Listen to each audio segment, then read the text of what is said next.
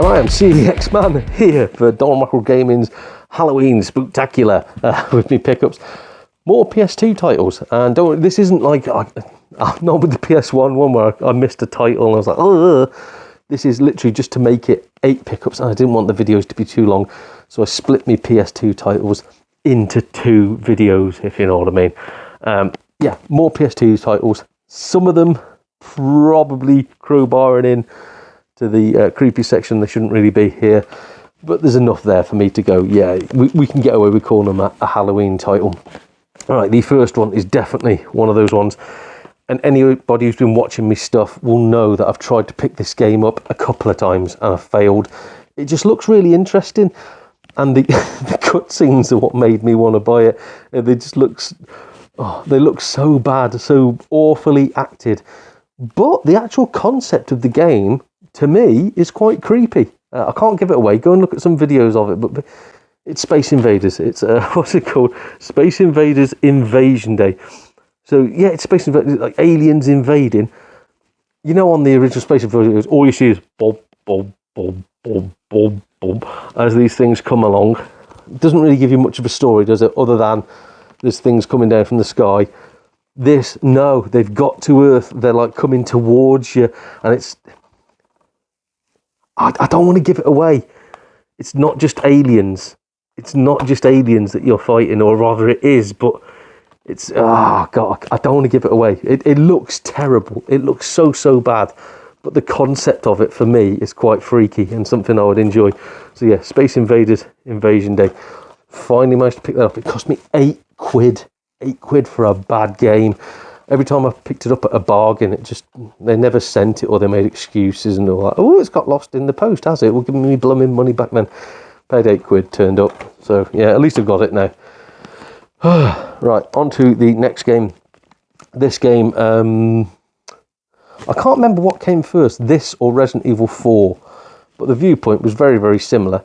This one always intrigued me more than Resident Evil 4, but I could just, again, before the days of the internet, I could never pick it up anywhere, so I never had it in my original collection.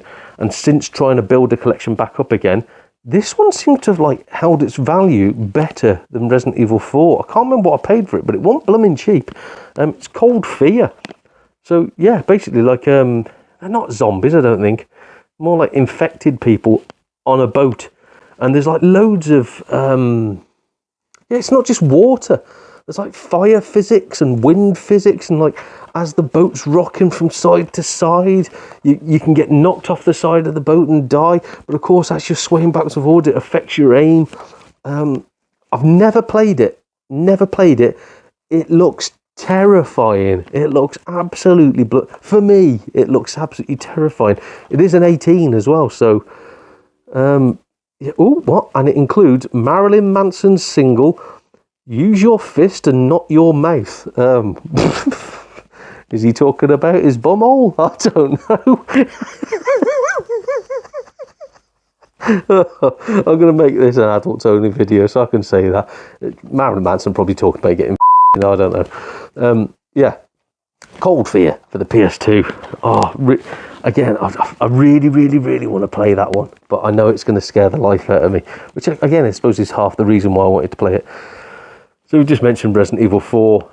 Let's roll it back a little bit before that. Never played this, never played it. I think I had this on the Dreamcast. Again, my memory's not the best. Never played it on that either though, because I had to sell everything. And yeah, really gutted. Never got the chance to play it. There's rumours that they're going to be remaking this. So it's good that I got this before the value goes absolutely insane. It is Resident Evil Code Veronica X, or Codex Veronica, I don't know. Yeah, Code Veronica X. For the PS2. Platinum Edition. So I think this is the last Resident Evil game to use sort of that classic fixed camera angle thing. I think it's sort of like more of a dynamic fixed camera angle, so it pans and follows you around. But it's not like Resident Evil 4 over the shoulder sort of view. So I think this is the last one that they did that with. Really highly rated game. Again, I've never played it, so chuffed to get that. Only cost me a couple of quid as well, so chuffed to get that in my collection. And again, if you don't know about Resident Evil, what are you doing? Why are you on a retro gaming thingy? Resident Evil Code Veronica X for the PS2, chuffed to get that one. Next pickup. Now, I had this and the second one when I had the original PS2. Apparently, having the online function of the PS2 would have been beneficial with this, which is probably why I really didn't like it. I was so disappointed with this, and it made me stop playing the entire series. So I think it was a big mistake of Capcom to release this.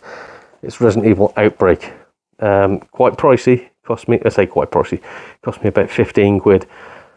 I can't get number 2. It's too expensive for me. I'm looking like, everywhere I look, it's minimum like 25 quid. So for those that don't know, it's, again, like I said about Code Veronica, it's that fixed camera angle viewpoint thingy, but for the PS2, so quite dated as well.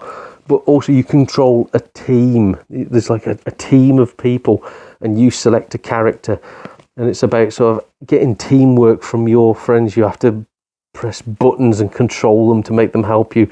If you're online, you're all picking different characters. You can all work together, and it's quite easy. When you're trying to do everything yourself, I remember I tried to play as a kid. It was almost impossible for me, so I just gave up and got rid of it. Apparently, the second game, again, I never played the second one. I bought it, binned it straight off, just sold it. I think this is before the days of CEX. I just traded it to my local shop. I was like, crap. Bleh. Apparently, the second one is a lot better than the first one. So, yeah, I've got this. I'll give it a go. Probably not going to enjoy it. If you did enjoy it, or if there's a way to manage to blooming control your people a lot more sensibly than when I tried. I was useless at it. Please let me know, because yeah, that was almost unplayable to me, Outbreak. But again, it's good to have in the collection, isn't it? I'll keep telling myself that and watch me bank balance die. So next one, I loved this series, absolutely loved it. I don't think I own this. I only think I had number 1 and 2. I knew number 3 existed, didn't realise there was loads more on top of that. I think, yeah, I stopped collecting at this point because I'd found girls. So this is Onimusha III with Jean Reno of Leon fame. Is it? Yeah, and Takeshi Kaneshiro. I think Takeshi had a castle and you had to try and get in there and attack him, I think. But yeah, never played Onimusha 3. It looks the same as Onimusha. It looks the same as Onimusha 2. They were both good games. I'm hoping this is as good. I really don't want to destroy my memory of what a fantastic franchise, the 2 games, of how good they were for me as a kid. So hopefully it stands up to those. Or even if it's not as good, I just don't want it to be a disappointment. Onimusha 3. And on that note, the next one that I have is Onimusha Dawn of Dreams. Sadly, I have been told that this is not a good game. I think this has got to that point where you just release games off the back of their name, where you go like, oh wow, you know, it's Onimusha, go and buy it. From what I've been told, it's not as good as the Onimusha and Onimusha 2. Again, don't know about Onimusha 3. Hope that's all right. I don't know where this came in the series, because there's quite a few games. I think there's like another 1 or 2 games on top of this. Don't know where it came in the series, but I know it's not highly rated. Again, that means nothing though. Might be enjoyable. Who knows? I just wanted it for my collection. I've kept that one short because I am dying in this bag. Blimey heck.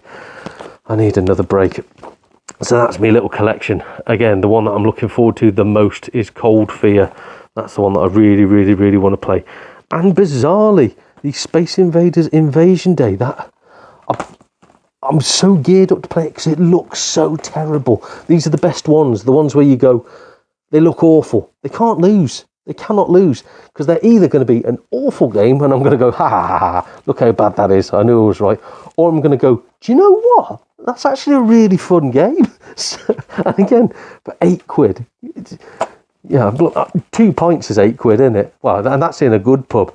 You know, if you go to London, £8 is 1 pint. So for the price of 2 pints, I might be able to have a blooming good laugh and maybe pick up a little bit of a hidden gem, as what's his face, Metal Jesus might say. Yeah, that's me. Next pickup, I am going to have a cup of tea. It's probably going to be dark by the time I film my next videos, because I am dying in here. This has been, I was going to say my name, sod it. It's been Donald Mackerel dressed as CeX Man for Donald Mackerel Gaming. I'll see you again soon. Cheers, everyone.